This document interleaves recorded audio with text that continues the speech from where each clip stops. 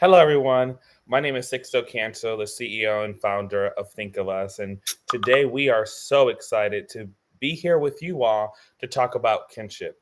As many of you know, child welfare is in the most unique time for systems reform.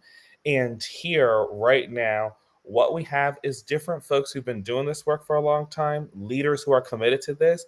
And with that being said, we are so proud of the work that California is doing. And we want to kick off today by introducing Angie to share a few opening remarks. Hi, everyone. I'm Angie Schwartz. I'm the Deputy Director of the Children and Family Services Division at the Department of Social Services in California. And really excited to be with you all today. And big thanks to Think of Us for hosting us and for partnering with us in this really critical work.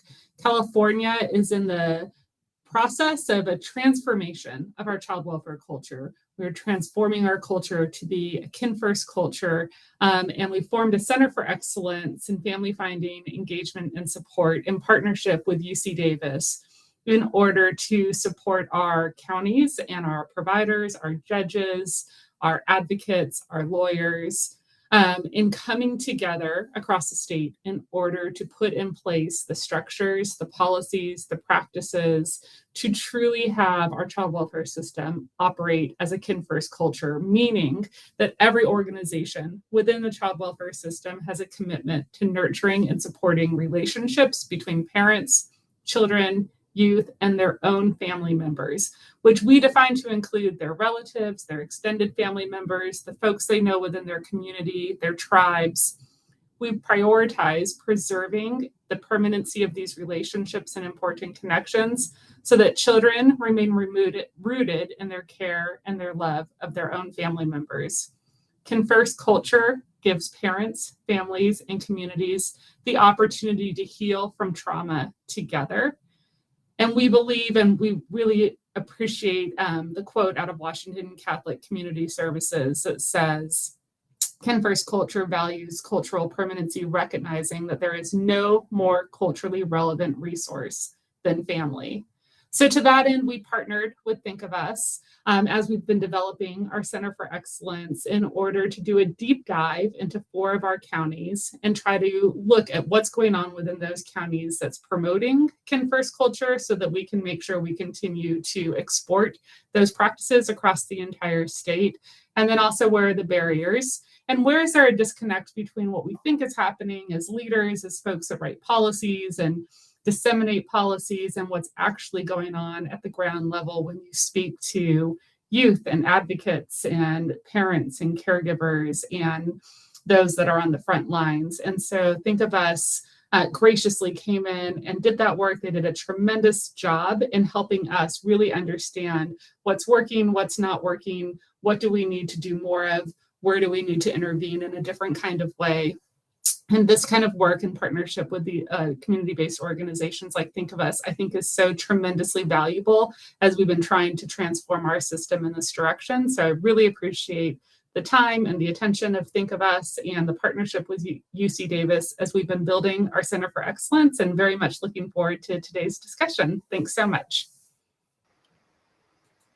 Thank you, Angie. We so appreciate you. And it's been such a pleasure to be on this journey with the counties. And I would be remiss if I didn't mention Casey Family Programs, who helped fund this endeavor and supported this on this endeavor. So with that being said, I'm so pleased to introduce you to Sarah Fatala, who is going to share so many beautiful insights from hearing directly from young people on the ground, all the folks with lived experience related to kinship care, birth parents, being able to hear from kin, being able to hear from frontline staff, right? And making sure that we had a 360-degree voice in hearing about kinship care. Sarah, take it away. Thank you so much, Sixto. Can you confirm that folks can see my slides? Beautiful, thank you. Well, with that beautiful introduction, I will try to live up to the promise and share a little bit about what we have found through the work that we did in the 4 counties that Angie and Sixto have mentioned. And I'll give you a little bit of background first around how this came to be. So we basically spent a 2-week research sprint in 4 California counties: Alameda, Santa Cruz, Kern, and Riverside, to try to learn more about their experiences with kinship care. And the team was on the ground in Northern California from May 1st to May 5th, and then in Southern California from May 15th to May 19th of this year. Throughout that time, we conducted 45 research sessions with close to 300 participants that represented a wide range of perspectives. So both community members, meaning young people, birth parents, kin caregivers, as well as professional stakeholders, meaning all of the folks that support them, from caseworkers to other agency staff, service providers at the community level, legal professionals, etc. So here's some of what we found. And this is a very condensed presentation, so please excuse both the brevity and the speed at which I'm about to give this presentation, but very happy to answer any questions that you all put in the chat. So the way that the presentation is structured is that I'm going to walk through our 3 themes, which is the first section is around search and outreach, the second is around placement and approval, and the third is around support and permanency. And for each one of them, I will share what are the kin first practices that were reported by stakeholders in those counties, the barriers that they reported facing, as well as any recommendations they had for improving kinship care practices. So starting off with search and outreach, the things that worked well, the things that people reported as being what we call kin first practices, meaning encouraging kinship care practices. First, having a broad definition of kin that is inclusive of a wide range of adults, having dedicated caseworkers for initial and ongoing kin search, asking young people and birth parents for placement preferences, searching both the maternal paternal side of the family, asking known kin for other kin recommendations and introduction, what we call snowballing, creating kinship diagrams with youth, parents, and kin, using social media, search engines, yellow pages, and a wide range of other sources like government programs. This is a story from the field just to sort of highlight a beautiful case of reunification that one of the judges saw. And he mentioned there was a wonderful case of reunification that I saw. The paternal grandparent and paternal 2 aunts had been taking care of this kid until the mom was in a position for her safe return. And all 3 of them came to the hearing, the paternal grandmother and the 2 paternal aunts. And I'm thanking them profusely, commending the family for what they did. And this judge really shared this story as a way to illustrate the importance of engaging both the paternal and maternal side of the family in kinship care, search, and outreach practices. Some other good kin first practices are providing free DNA testing to establish paternity when that is required, conducting outreach at schools and community events, coordinating with courts to get a printout of all relatives, notifying kins by phone before sending out family finding letters, continued kin outreach even after the initial placement, tracking family finding information in case management system, and training provided by agency counsel for caseworkers around common kinship challenges. This was a story from the field when ancient. In court, they provide us with all the relatives. They print out all the relatives that are associated with the family. So the supervisors get a packet, and in the packet, there's a printout from the court that shows all families associated in the county, and that's helpful. Now looking at the barriers of search and outreach. Some of the barriers that were reported was first, the discretionary interpretation of the policies to evaluate the viability of a potential relative or NERFM placement, non-relative extended family member placement. There were also reports of potential caseworker bias against particular types of family situations, heavy caseloads and understaffing that made it difficult for caseworkers to focus on kin finding, siloing and lack of clarity across roles and responsibilities for agency staff when it comes to kin search, gaps in agency staff understanding of ICWA procedures, and difficulty for biological fathers to establish father status and for paternal relatives to be recognized as placement options because of court procedure. And here I want to both share a story from the field from an agency staff who said, proof of relationship can definitely be a barrier in the RFA process, birth certificates, marriage certificates, especially if extended kin refuse to give up documentation. And this is just an example that I wanted to share in addition to a note around policy that specifies that while counties need to verify relationships when working with families for the purposes of providing child welfare services, how they do that verification is flexible. RFA policies don't require proof of relationship, birth certificates, or marriage certificates. Marriage certificates are required for adoption purposes only, can be provided at that time if applicable. Other reported barriers are around the lack of trauma-informed, nonviolent, and age-appropriate practices for police officers who engage with youth and families. And I'll share a quote around that. Resistance from birth parents to share the names of relatives and family friends with caseworkers. Belief from birth parents that caseworkers lack accountability in ensuring they have exhausted all possible kin placement options. Birth parents only being approached for confining and emotionally charged or distressing moments like removal. Youth feeling ignored and kept in the dark about their case. And kin disconnecting if too much time has passed between the initial outreach and after being given resources about placement options. One young person, for example, mentioned, I remember my mom was taking me to look at dogs at a pet store, and all these police rolled up around our car and they just took my mom away. I was left looking at my 3-year-old sister, and I was only 12.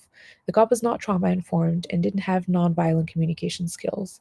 The cop asked me, "Where are you going to go?" He asked a 12-year-old where she was going to go with her 3-year-old sister. I was like, I have one family member, and the police officer had me call her. When she picked up the phone, the officer just told her that they took my mom away and then demanded, "What are you going to do with the kids?" They just weren't very kind about how they shared the information. And another few quotes that youth offered to describe their interactions with caseworkers during the kin search and outreach process were the fact that no one was actually listening to what I wanted or needed. They never ask questions about how you're feeling, your mental health, what you need. They don't have answers about what is going to happen to you. A lot of people saying your voice matters, but then you get in trouble when you speak up. As far as recommendations around search and outreach, participants wanted training of caseworkers on how to host dialogues with birth parents to identify kin.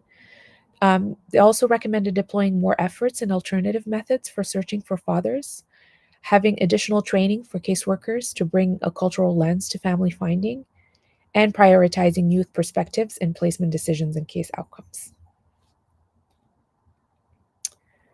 Now I'm going to move on to the second set of findings, which are related to the theme of placement and approval. When it comes to kin first practices and encouraging practices, one was the explicit commitment to supporting and enhancing the RFA process from leadership across the different counties, following statutes that designate relatives as preferential placements until reunification, following other statutes that relax barriers to approval for kin. Criminal background exemptions were utilized to place youth with desired kin, and I will share also a quote in a policy note around that. Enabling young adults to become RFA placements for their younger siblings, identifying tribal homes and exemptions to prioritize tribal placements, and pre-interviews with kin for outgoing ICPC cases to help prep receiving states and reduce time to placement. One story from the field that we heard was an agency staff who said, "We have 3 disabled siblings who were brought into care, and knowing we wouldn't find one foster parent who could support them, we found one relative. But because her husband was denied for a DUI 10 years prior, we escalated that and created a safety plan where the husband won't drive, and we asked for an exemption in the meantime." Now, one thing to note is that workarounds or waivers should not be needed, as state policy does allow for criminal background exemption to place youth with kin. There are 2 types of exemptions available under California law: a simplified exemption and a standard exemption.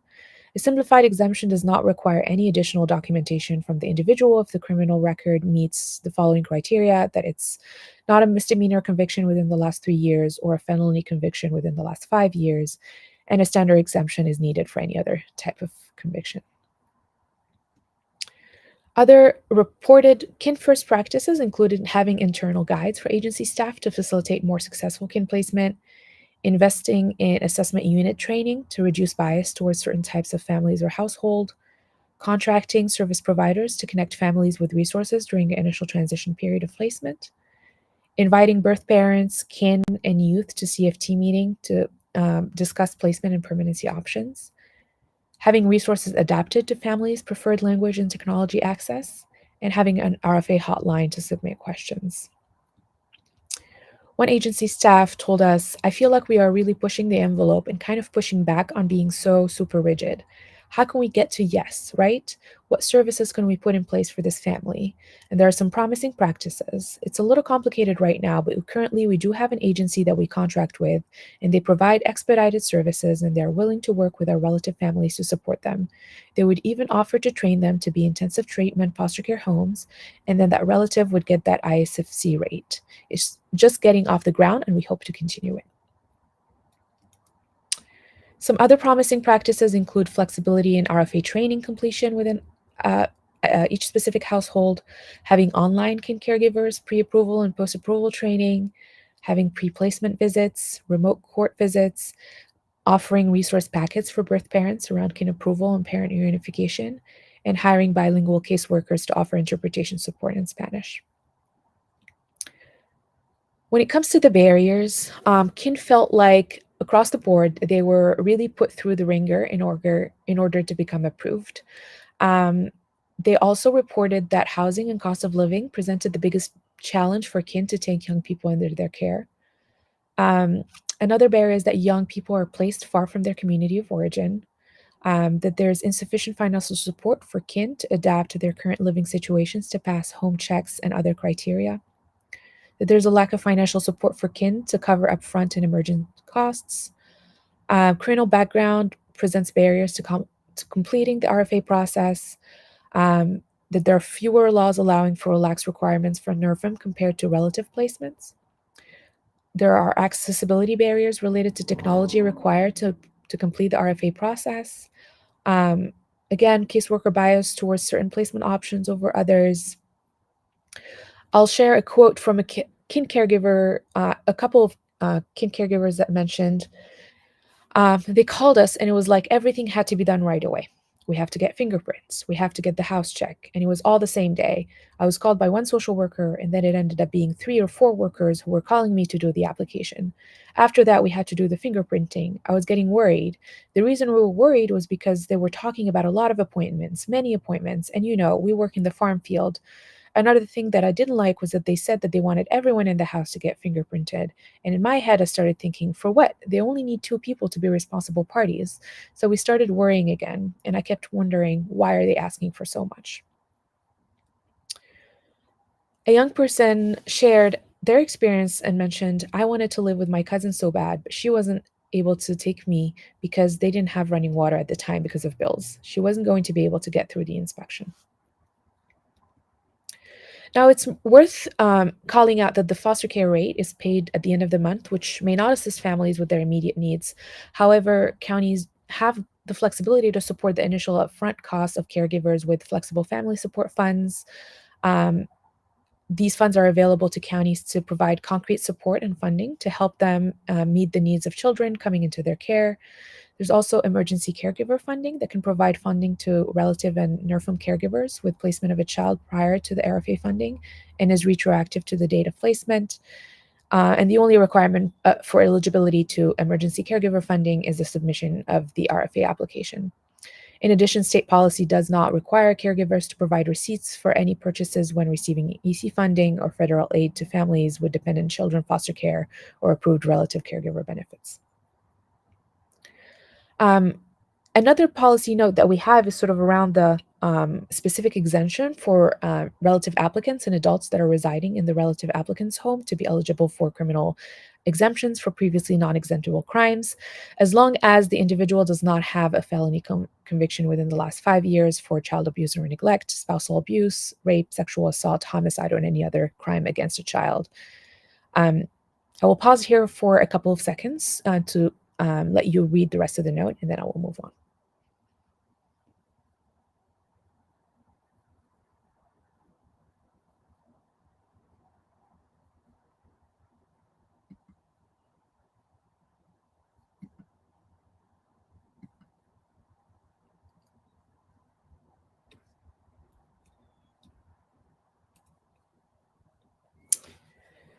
Okay, so continuing on some of the barriers that were reported.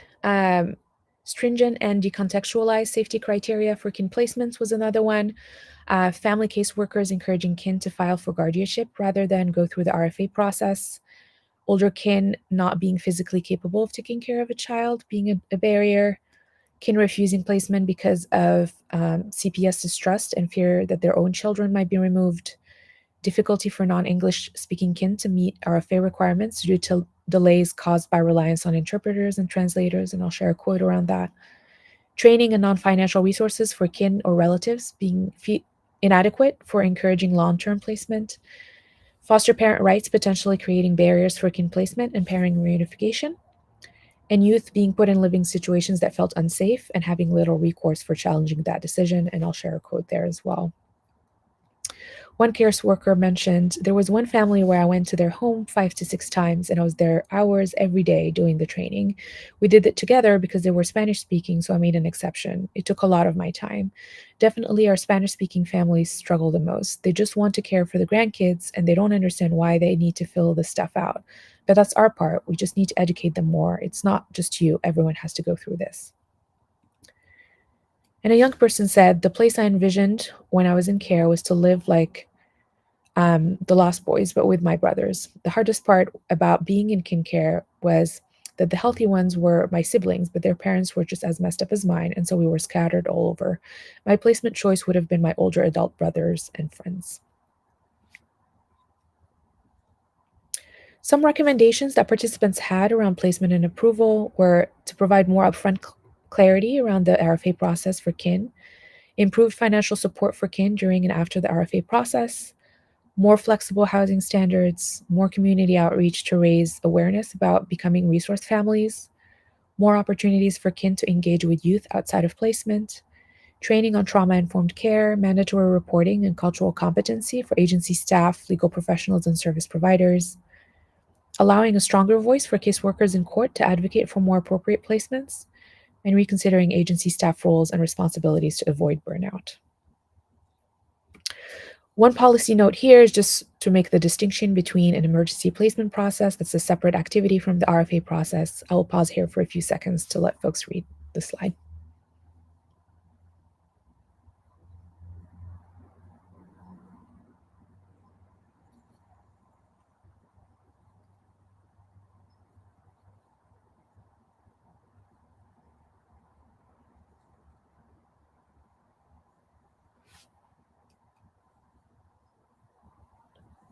Okay. Other recommendations that participants had were to offer protocols for placing outgoing ICPC cases where trans and queer youth move to states with restrictions on medical access and gender expression.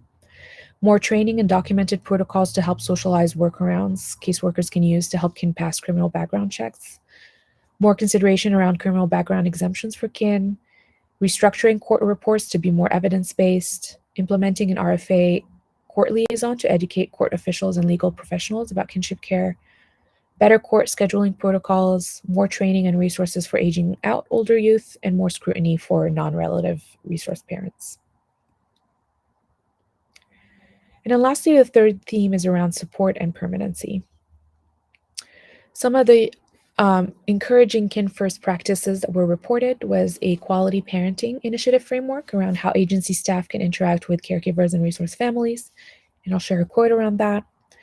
Opening up large-scale events and forums to kin caregivers that had traditionally only been open to traditional resource families. Connecting relatives and kin to service providers regarding youth education, faith-based mentorship, mental and behavioral health support, child developmental assistance, introductory family relationship building. Connecting kin to other government agencies and programs, granting youth an allowance to help cover needs, having on-staff nurses help train kin on special needs care, online and in-person support groups for relative and kin. One agency staff told us about the Quality Parent Initiative by saying, we introduced an initiative to our county in 2018 and we developed our mission statement around it, the Quality Parent Initiative. We convened the resource family, including relative caregivers, and the birth family together to talk about visitation, communication, returning calls, addressing needs, and being efficient with our families to make sure they're getting what they need to reunify. When I first started, I was told it was going to be impossible, but we did it. One service provider also reported, "We have support groups all over our county. The kin caregivers work and it's challenging and they're overwhelmed. And so what we've been doing is Zoom classes once a month to teach them different parenting skills. And during COVID, we did virtual support groups. They do form connections with each other. Our in-person support groups are in this building or the community center or the family resources center. So we have different contracts and leases and spaces, and we have one out in the library as well." When it comes to barriers around support and permanency, agency staff reported struggling to engage kin after the placement. Relatives and kin feel unsupported in trying to navigate the relative and kinship care system. ICPC kinship cases not having the same financial resource support as non-ICPC kinship cases. Travel distance between kin and a child's community of origin. Kin struggling to differentiate between being a relative or family friend and being a placement for a young person. Lack of support to help members of a relative or kin's current household to adjust to kin caregiving. Potential birth parent retaliation and sabotage towards kin. Agency staff told us, "What I think ends up happening is once we find a placement, I don't think that we do a great job in continuing to engage relatives. I think that social workers are so short-staffed, and currently we have 15 vacancies in our county. I don't think it ends up being something that gets a lot of focus."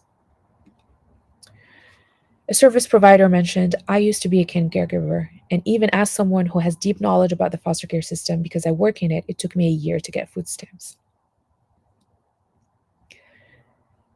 Other barriers related to difficulties accessing in-home and preventative services for kin living with youth with intensive mental behavioral care needs.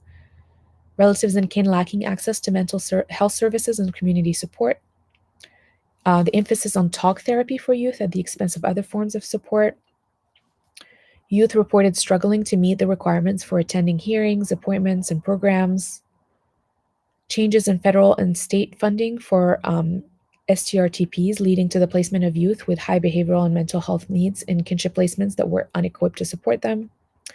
And kin feeling compelled to pursue adoption instead of legal guardianship to prevent further system entanglement.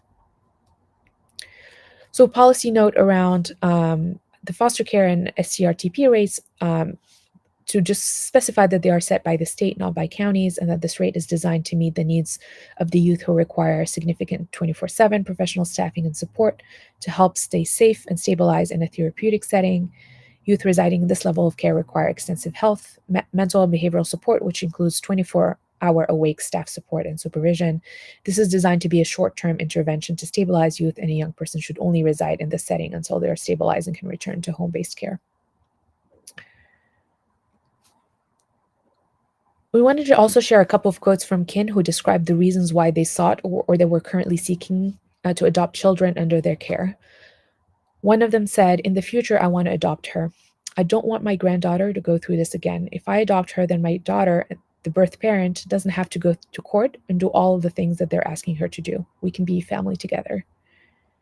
Another kin mentioned, "Now, since the adoption was approved, I don't have to worry about him being taken away. No matter what happens, he will be with me, and I know I can take care of him. He doesn't have to go through this again." So both quotes sort of illustrating this idea of adoption being pursued as a permanency option, more so for as a family preservation strategy. Some recommendations that participants surfaced around support and permanency was to provide guidebooks for kin to strategically navigate the kinship care process and ecosystem. To have better access to daycare, food banks, clothing, home furnishings, out-of-state insurance, and other community services. To provide long-term support for kin raising children who might have in utero drug-related developmental issues. To have a deliberate process for passing case files from one assigned caseworkers to the next. Different education and training system for kin to be better prepared for the youth they care for, including after completing the RFA process. More support for young people, including therapy, check-ins, after-school programs, and mentorship. More relaxed expectations and requirements for youth when engaging with courts, service providers, and schools. And offering other forms of mental behavioral support beyond talk therapy. One agency staff mentioned an example, "It'd be nice if the Welcome Center was bigger and we had more support staff, like a therapist, a teacher. San Diego has the Polinsky Center, where it's a compound of nurses, doctors. When a child is detained, you can get them medically cleared. You take the kid there, and we have 10 days to find a good placement. They'd be treated, they'd get schooling on campus. It was just more friendly to our kiddos. Yes, it wasn't ideal as a nurturing environment, and it was still 1 to 5, but I feel like we had time to get good candidates who would pass. And then if we ran one as an emergency and they didn't pass, then on day 5, we'd be looking at someone else. Whereas here we have these poor kids in the office, so I think it would be nice if we had a more one-stop shop welcome center. I know it'd be a great lift, but we're such a big county. Some other recommendations that participants shared were legal representations and more access to GALs for birth parents and kin, more formalized support groups for caregivers, respite care for kin, more resources and wraparound support for guardianship cases, updating the ICPC process so that incoming kinship caregivers can access the same resources as non-ICPC kinship caregivers, family-based mental health services and kin-parent mediation services, more opportunities for youth, siblings, and birth parent contact, and also thanking and acknowledging the hard work kin caregivers put into raising youth. So with that, I'll end the presentation with a brief update from participating counties.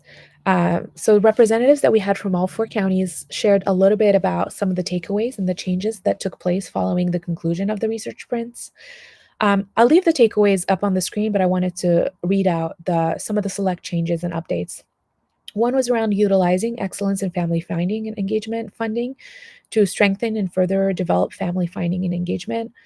Some went so far as rehauling their family finding unit and or doubling the capacity that they have. Utilizing flexible family support funding to promote placement of children with kin by offering funds to families to secure additional supports for complex care youth and remove potential financial barriers to placement. Contracting out specific functions to extend the agency capacity. Some contracting out family finding, others contracting out kin support like wayfinders, resource parent mentors, family therapists for unification, etc. And also hiring local staff from the county who are entry-level social workers without a master's degree and supporting them to get MSWs as a way to further retain local capacity and local staff. And with that, I will end the presentation, stop sharing, and opening up for questions. And I'll pass it back to you, Sixto. Well, hello, everyone. So what we want to be able to do now is have a Q&A. And so into your right of your box, you'll see that there is a chat. And so for those of you who have questions, we would love for you to go ahead and put your questions into the chat, and then we will be able to answer them. So the first question is about slides. Is it possible to get a copy of these slides? This is great information. So thank you, Kristen. The answer is yes. So we'll be able to do that. And then we are still waiting on folks to write in their questions. But Sarah, as we wait for our folks to type in their questions, are there any typical questions as you've shared this in the past that people have had? I mean, I think the questions rarely are around the research findings. I think for the most part, people feel like they can resonate with some of what they've learned, and the takeaways feel like there's some similarity across different counties and different contexts. That being said, I think a lot more questions come up around how to get support to be able to make some of the changes that I briefly hinted to in the last slide. That may be more of a question for our colleagues at CDSS and UC Davis. But yeah, I think folks are really just excited to take on some of these first practices and share learnings on how to improve kinship care. But the desire is there, and it's just a matter of prioritization and resourcing. When you think about what was, as you were on the ground and you talked to so many folks, what was the most shocking insight for you personally? For me personally, I think was the insight that I shared around when we're talking about permanency options and sort of families having different options at their disposal, adoption or legal guardianship or other options. It was interesting to me to hear that kin caregivers, in this case, particularly aunts, uncles, and grandparents, were pursuing adoption not as a way to sort of sever the relationship that the child or the young people have with their existing parents, but as a way to prevent further system entanglement and just make sure that either the parents or the children did not have to go through the same process again should an incident happen in the future. And that was such an interesting, I think, just like mental model for us to learn about, that when we think about permanency, it's not just a reflection of like the interpersonal relationships and familial relationships, but rather considerations around how much these families want to protect themselves from further exposure to the system. Thank you so much for sharing that. We got a question from Adele. Sorry if I mispronounced that. Appreciate the work that is being done. Is there work with law enforcement to encourage them to use more trauma-informed language and collaborate with CWS? Not to my knowledge, but I'd be curious if folks that we have in the room have experiences around that. Well, I would say as we're building the Center for Excellence, we're definitely thinking about how to engage all system partners, which includes law enforcement. It includes, anyone that's part of our system that interacts with kids and families.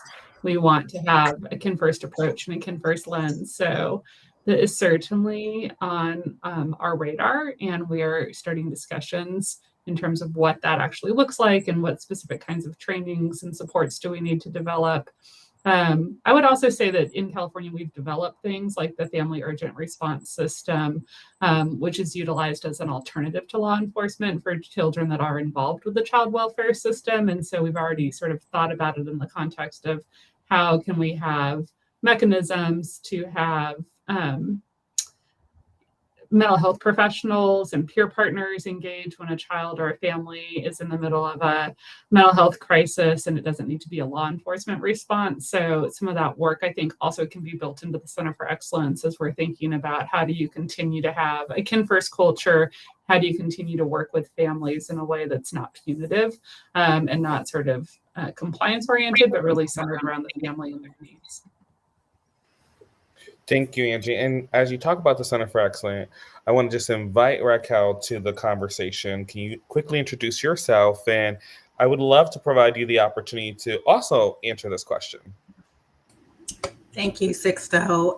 Raquel Neal, UC Davis Child Welfare Specialist. I think that with law enforcement, as a child welfare worker, working in the system, the goal was really to develop relationships and rapport with law enforcement and to be able to have conversations prior to engaging families on the best way and the best approach. We don't execute warrants in our counties. However, we do have conversations and communicate and collaborate with law enforcement on the best approaches with each family. Love that.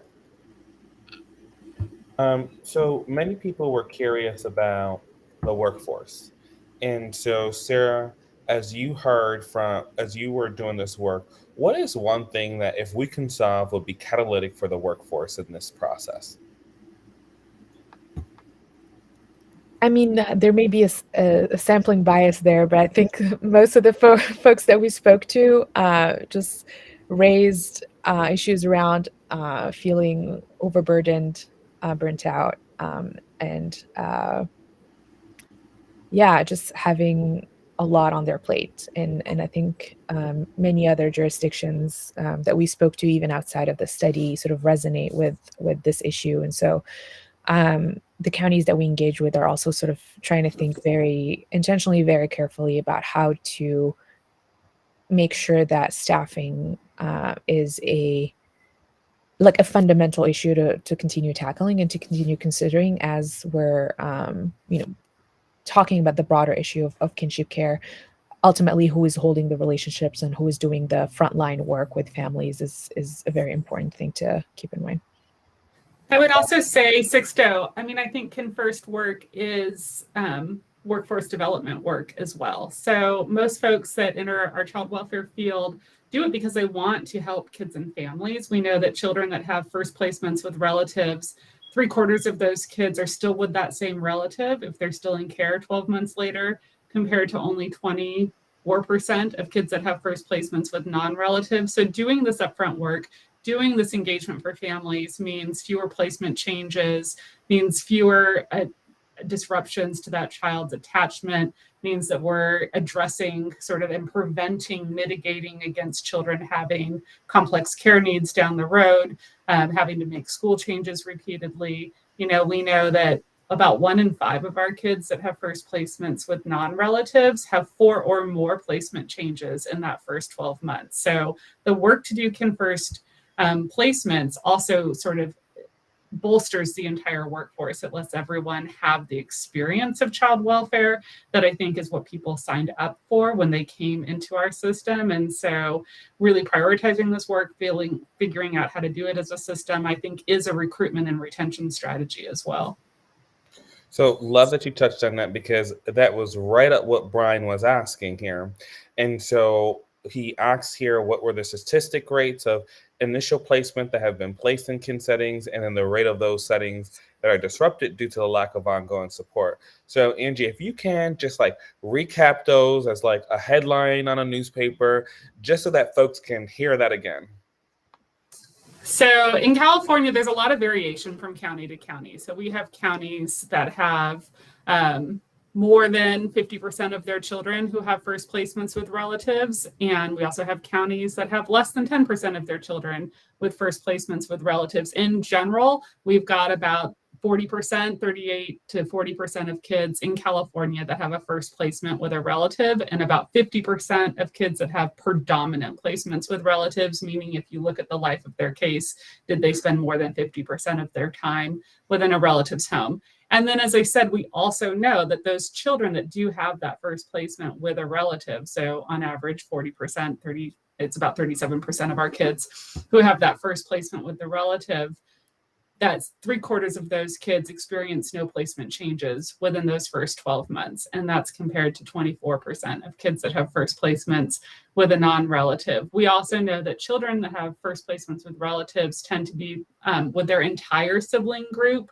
So not some of their siblings, but all of those siblings get put together, placed together. And that is happens much more often than when children are placed with non-relatives. We know children that are placed with relatives are more likely to exit care and reunify, and less likely to re-enter care. So sort of across the entire array of things that we look at when we're sort of assessing child well-being and child outcomes within our system, those relative placements produce better outcomes, better stability, better connection, and sort of less trauma and attachment disorders.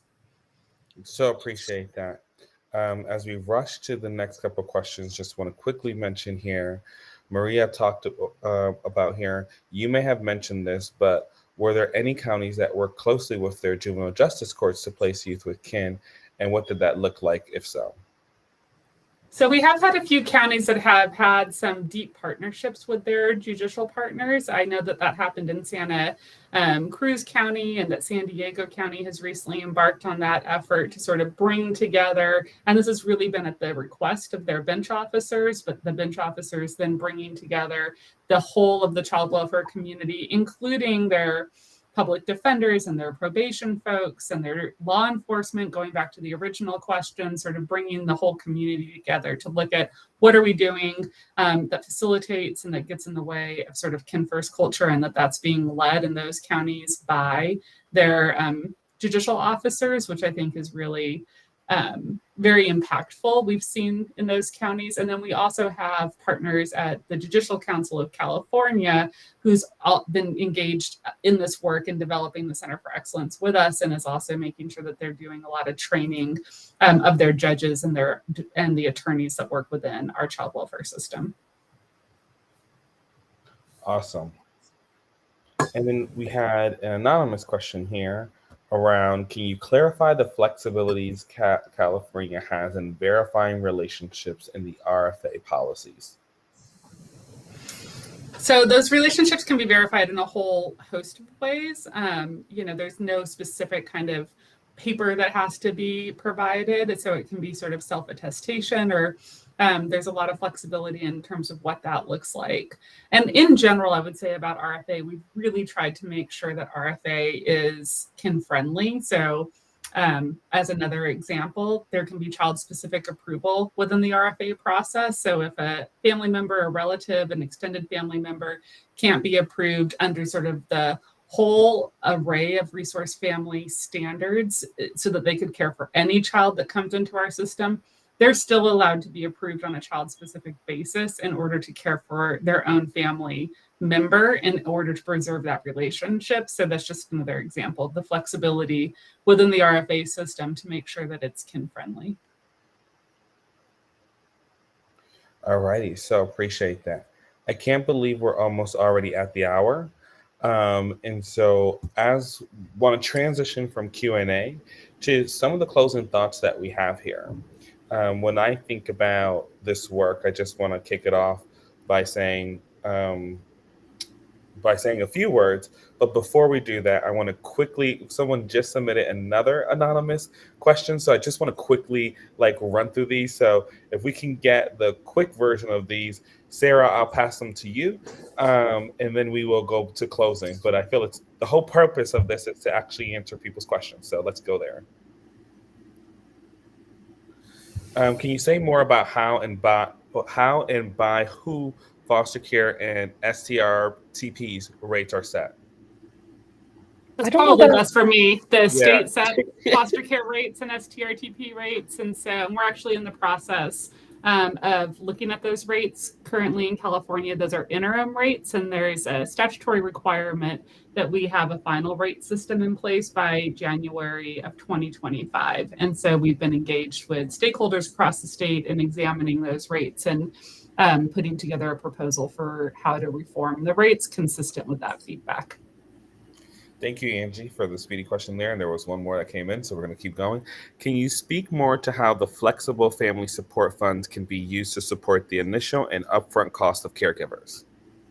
So the flexible family supports refers to two different $50 million investments, one-time investments made by the legislature. One was in 22-23, and then the second $50 million was just allocated to counties for the 23-24 fiscal year. Counties have 5 years of expenditure authority for those funds, so there's $100 million now total that can be spent through, I think 2027 is the deadline for the expenditure of those funds, and then 2028 for the funds that were allocated this year. There's 4 purposes that those funds can be used for without getting prior approval from the department. So respite, enrichment activities for the child, helping to ready the home so that a caregiver can actually accept the child into their home. So if improvements need to be made to the home, or you need to purchase cribs or car seats or build a fence around a pool, the funds can be used for those kinds of things. And then also activities to keep the children connected to family members that they may not be placed with. So to make sure that you can have the cost of travel and hotels and activities so that the child can stay connected with the whole of their relative and extended family network, even if they're not placed in that home, or even if they're placed with one kin, to make sure that they can stay connected to all of their other relatives and extended family members. So those are the 4 things that the funds can be used for. And then there's the 5th category, which says anything else that really promotes the interest of the child and the family around family supports. And then counties submit those requests to us, and then we approve them on a case-by-case basis. Wow. That probably to me was one of the most exciting things, because I know that what we heard from workers is that, there are so many barriers, and that type of flex funds to be able to help and support, I know goes the world of a difference for keeping families together, and for bringing what's necessary to make it possible. So now with 9 minutes, an adjusted 9 minutes for closing, I want to pass it over to Angie and Raquel to close us out. And I just want to also give thanks to A Second Chance, who mentored us through this process. As you know, we're newer to the kinship care work. It's been about 3 years we've been engaged in it. And they have spent over 30 years in this space and really have served over 40,000 kinship care families. And so It was an honor to have them, to have Casey Family Programs a part of this, and to have others who participate in this, the counties, the staff, who really went the extra mile to make this possible. So with that being said, I'm going to pass it to Angie and then pass it to Raquel to close us out. I just want to thank you all for coming today, and I'm going to yield time to Raquel so that she can really close us out and share the work that she's been doing, helping to lead the Center for Excellence. Thank you, Angie. Thank you, everyone. Just a brief overview of the Center for Excellence. We are the Center for Excellence. Really, the focus is to assist our county child welfare agency efforts to really enhance or build effective family finding, engagement, and support by leveraging new and ongoing resources. Our center offers leadership, best practices, facilitating culturally relevant workforce development, delivering consultation, coaching, and training, and moreover, really establishing model policies that guides this children's system of care and its various stakeholders. And so we're really dedicated to providing these specialized efforts for family finding, engagement, and support. And as Angie mentioned earlier, our vision really is that every child finds solace and safety within their loved one's care, and during times of separation from their parents when necessary, that they remain unified with their families, their communities, and their tribes. And we will provide you with information on our website, where the aim is to really create a dynamic resource hub where anyone could access the resources that inform and guide this work. And on our website, you'll find our upcoming webinars and events. In addition to our past webinars, we provide county consultations one-on-one for unique and individualized county support, with really looking at their system change management, working on developing their family finding and engagement units or expanding them, looking at our guidance around our all county letters, our CFLs, our literature, landscape reviews for model policies. We have digital stories from lived experience from folks who have benefited and found value in kinship care. And so just a host of resources and information. And we'll make sure that you receive the information to access our website, in addition to accessing the email address where you can reach out to us for any support questions that you might have.